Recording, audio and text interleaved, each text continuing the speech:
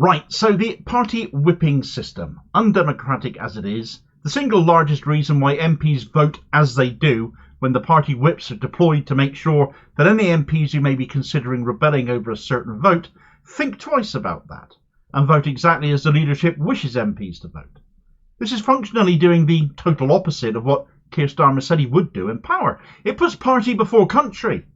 And when the most recent vote concerning a whipping operation was over child poverty, this meant backing the party leadership or else versus standing up for kids going hungry.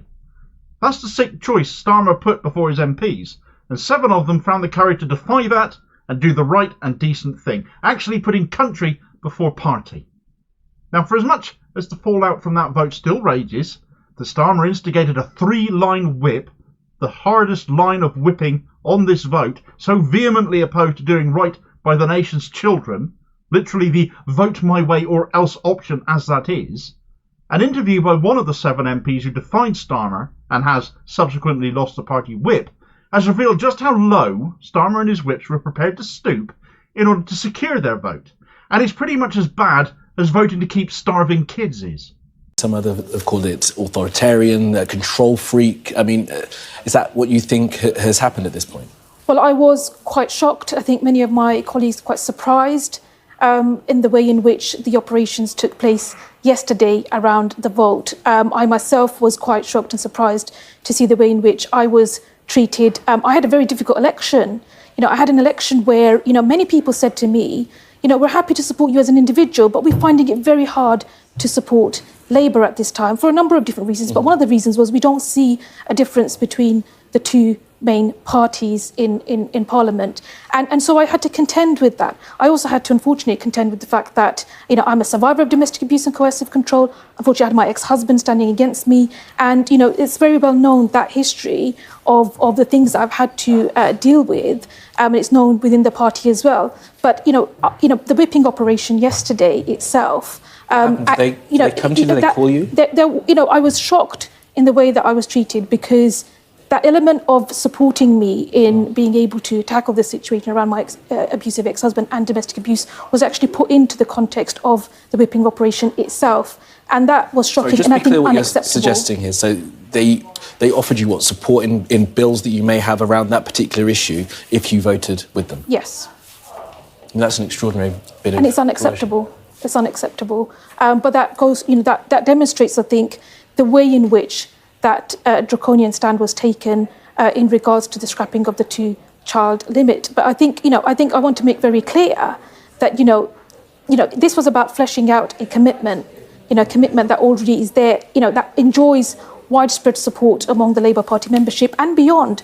People have asked us, as Labour Party members, as the wider public, and people voted for change. And it's incumbent on us to make sure we deliver that change. People don't want to see just task forces. People want to actually see delivery.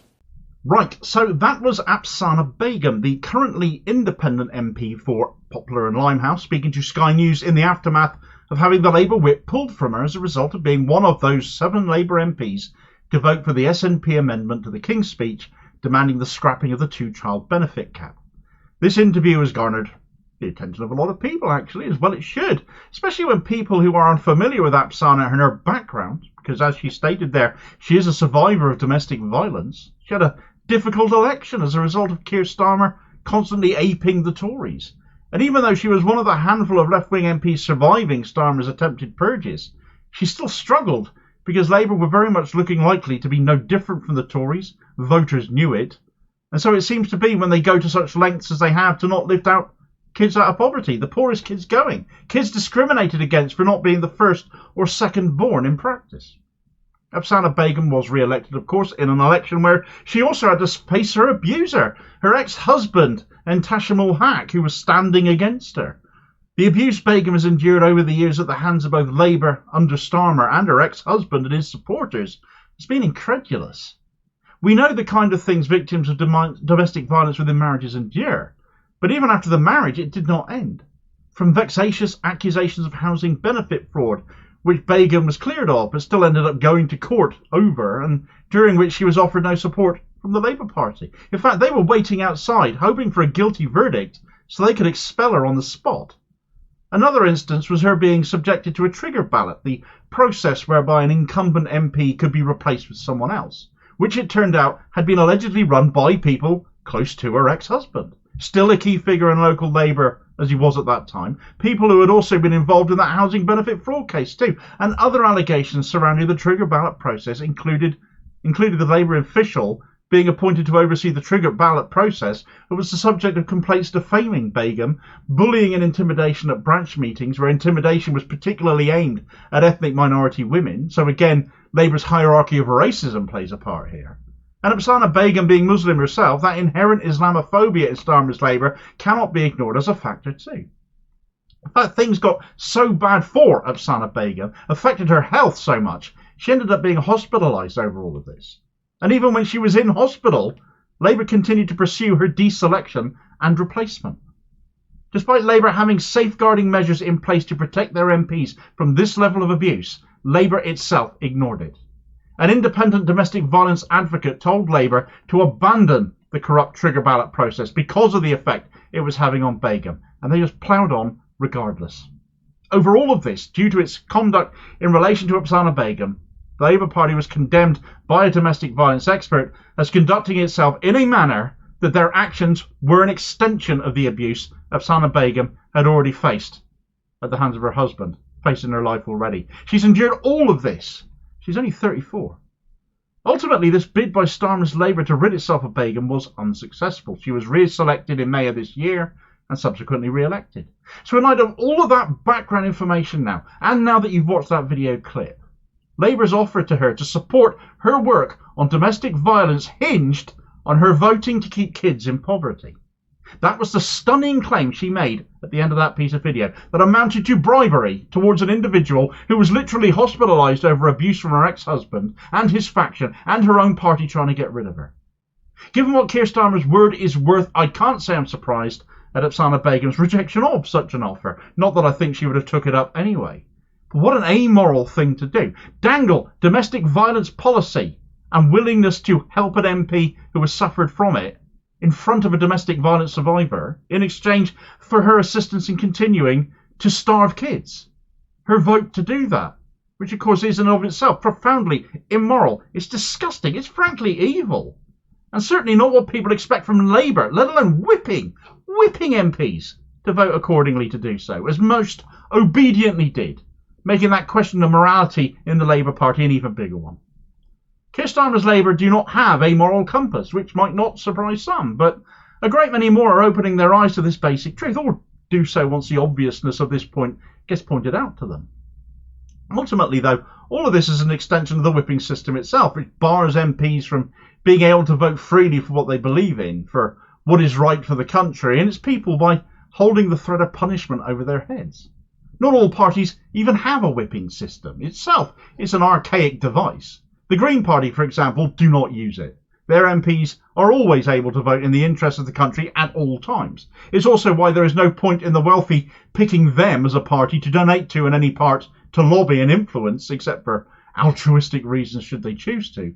Because you can't buy a party that doesn't coerce its MPs to vote a certain way to deliver desired results.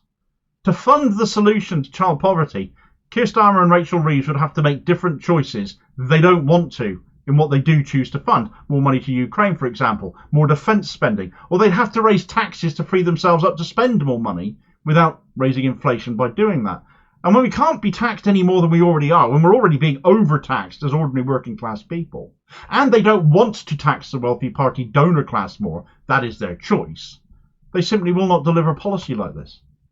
Functionally, the morality of the party is tied up in 7 MPs who voted to take kids out of poverty, and the immorality of the party was exposed when it chose to suspend them all for doing that. That immorality gets doubled down on when it decides to use issues like domestic violence to coerce MPs to act in an immoral way on another subject that is subject to a vote, and it becomes tripled down on when the person they're trying this on with is a victim of domestic violence herself. It is utterly depraved, completely sickening.